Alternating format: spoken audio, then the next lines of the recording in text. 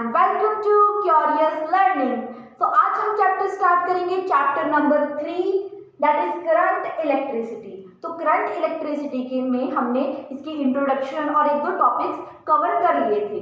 तो अब इसे हम कंटिन्यू करते हैं। तो नेक्स्ट टॉपिक स्टार्ट करेंगे that is drift velocity. So what is the drift velocity? तो ड्रिफ्ट वेलोसिटी की डेफिनेशन को समझने से पहले हम, जैसे हमने डिस्कस किया था लास्ट टॉपिक, कंडक्टर के अंदर चार्जेस कैसे फ्लो करते हैं, राइट? तो सिमिलरली उसको ये दोबारा से स्टडी करो। जैसे देखो हमारे पास सपोज ये क्या है, एक कंडक्टर है, okay, this is a conductor we have and इस कंडक्टर में क्या होगा, इलेक्ट्रॉन्स भी होंगे, मींस नेगेटिव चार्ज पार्टिकल भी होंगे और पॉजिटिव चार्ज पार्टिकल्स भी होंगे। तो इसमें क्या होता है कि अगर हमने कोई भी इलेक्ट्रिक फील्ड नहीं अप्लाई किया, नॉर्मली कंडक्टर के अंदर क्या होगा, इक्वल अमाउंट में पॉजिटिव और नेगेटिव चार्जेस होंगे। और ये पॉजिटिव और नेगेटिव क्या करते हैं, जब हमने कोई भी इलेक्ट्रिक फील्ड अप्लाई नहीं किया तो नॉर्मली कंडक्टर के अंदर क्या होगा, जितने भी पॉजिटिव एंड नेगेटिव चार्जेस होंगे वो क्या करते रहेंगे, कोलाइड करते रहेंगे, मीन्स उनके अंदर कोलिजन होती रहेगी, वो एक दूसरे के साथ टकराते रहेंगे, राइट? तो फाइट, जैसे फाइट नहीं हो रही है वैसे इनकी क्या होगी, कोलिजन होती रहेगी। और क्या होता है, जो इलेक्ट्रॉन्स होते हैं वो क्या करते हैं, रैंडमली मूव करते हैं। इसके एग्जांपल के लिए एक साइड तो कुछ स्टूडेंट्स जो है, ठीक है, वो क्या है, ग्रुपिंग में खड़े हुए हैं, तो वो क्या है, रैंडमली।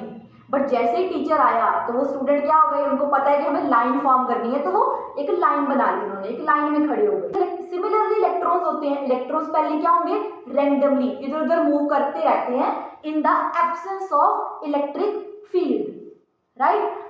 तो ये सब विदाउट इलेक्ट्रिक फील्ड क्या है, इलेक्ट्रॉन्स रैंडमली मूव करते हैं। बट जैसे ही हमने बैटरी अप्लाई कर दी, ठीक है, इसके साथ बैटरी को अटैच किया तो क्या होगा, देखो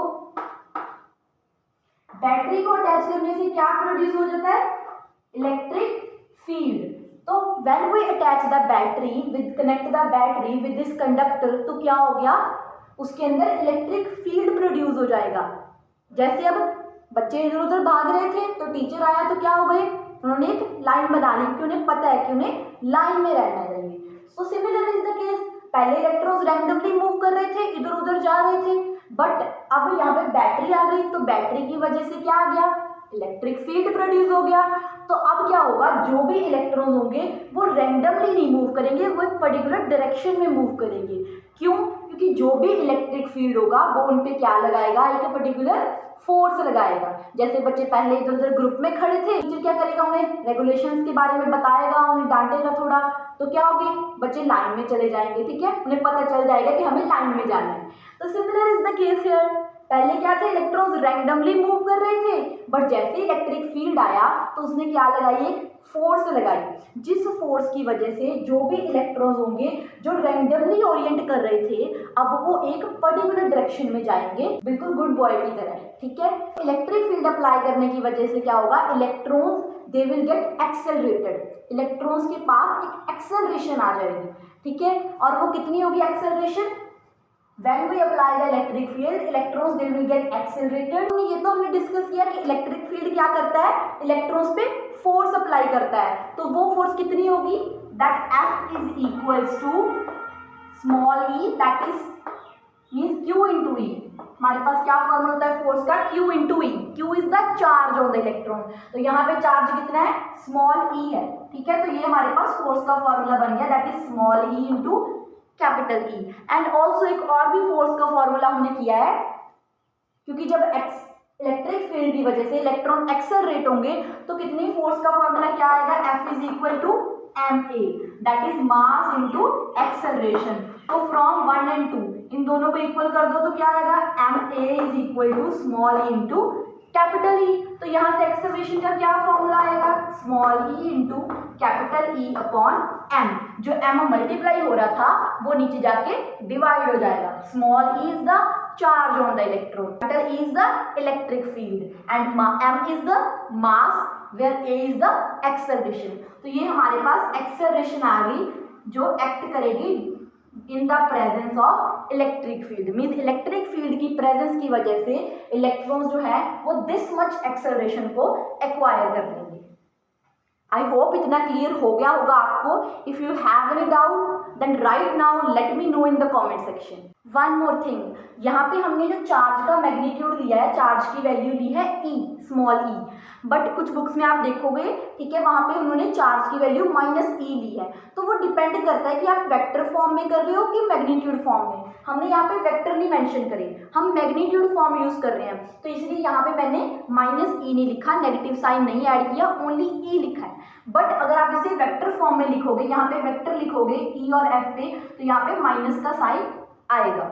ओके, सो इस बात का ध्यान रखना, अगर आपको नेगेटिव साइन ऐड कर रहे हो तो वेक्टर फॉर्म में करना। मैग्नीट्यूड फॉर्म में तो नॉर्मली हम जो नेगेटिव साइन होता है उसे इग्नोर कर देते हैं, राइट। देखो ए की वैल्यू कितनी आई थी हमारे पास, small E into capital E upon M, and we know that acceleration क्या होती है, velocity over time, velocity per unit time.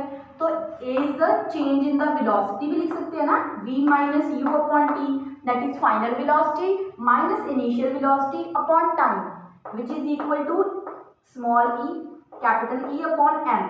तो यहाँ पे देखो हमने इनिशियल जो वेलोसिटी लेके चल रहे हैं, ठीक है, वो कितनी है, 0। इलेक्ट्रिक फील्ड अप्लाई करने के बाद क्या किया, इलेक्ट्रॉन्स ने एक वेलोसिटी को एक्वायर किया और उसी वेलोसिटी के साथ एक्सेलरेट हो रहे हैं। ओके, तो अब देखो, तो यहाँ पे क्या आएगा, u मींस इनिशियल वेलोसिटी 0। तो यहाँ से देखो अगर इनिशियल वेलोसिटी को 0 पुट करोगे तो क्या आएगा, v, ओनली v आ जाएगा, v over t is equal to e into capital E upon m।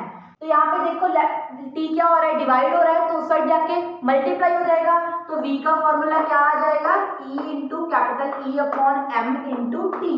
और ये जो t है इसको हम यहाँ से डिनोट कर रहे हैं टाउ से, ठीक है। अब टाउ क्या होता है, t तो हमें पता है टाइम है, तो टाउ भी टाइम है, बट इसका नेम होता है रिलैक्सेशन टाइम।